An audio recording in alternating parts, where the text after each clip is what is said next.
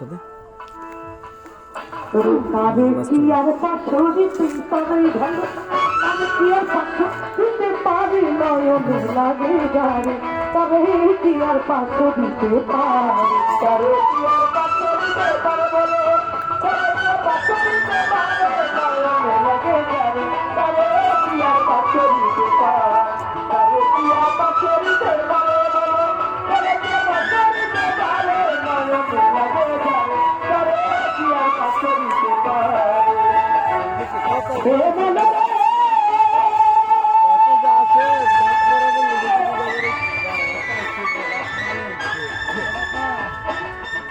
ওদের মুখ দেখিলে ভোগ থাকে না রূপ থাকে না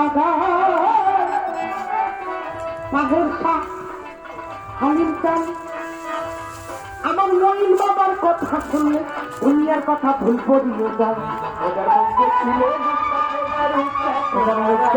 ভোগ থাকে না রূপ থাকে না গায় কথা শুনলে দুনিয়ার কথা ভুল করিয়ে যায় এমন একজন তাহের মা পাইলে সংসারে এমন একজন মা হালিমা পাইলে সংসারে এমন একজন মহিলা দাদা পাইলে সংসারে এমন একজন লেন্টা দাদা পাইলে সংসারে এমন একজন গণিবা পাইলে সংসারে এমন একজন সাহালি বাবা পাইলে সংসারে এমন একজন মাঝ ভান্ডারা পাইলে সংসারে এমন একজন তাহের মা পাইলে সংসারে এমন একজন মা হালিমা পাইলে সংসারে এমন একজন মাঝ ভান্ডারি পাইলে সংসারে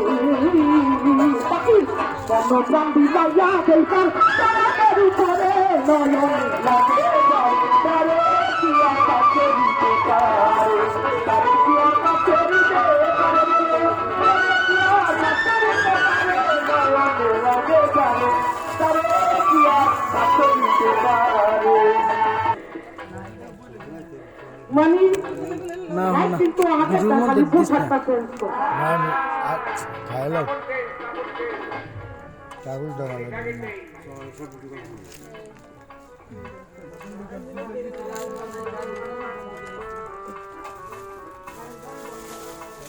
এমন একজন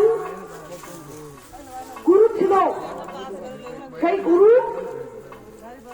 তার ভক্তের পাও মাথায় করে রেখেছে কত বছর এবং কত দিন দাঁড়িয়েছিল। ভাই আপনি একটু মনোযোগ দিয়ে শুনেন, এটা সম্পূর্ণ হিন্দু ধর্মের কথা। ভক্ত ছিল ত্রিনাথ, এই ত্রিনাথ আমি বলি জগৎ সংসারে কৃষ্ণের জন্য পাগল ছিল এই ভবমাজার। গুরু গুরু গুরু গুরু বলে জপিতে জপতে জপতে ওই 12 বছর হয়ে গেল। 12 বছর পরে এসে কৃষ্ণ বলে, ভক্ত কি চাও আমার কাছে? কিছু চাই না, কিছু চাই না, বলতেছি তোমাকে আমি শুধু তোমাকে চাই, আর যেন কেউ না পায়। কৃষ্ণ বলে, ভক্ত আমার শুধু একা হইতে নাই।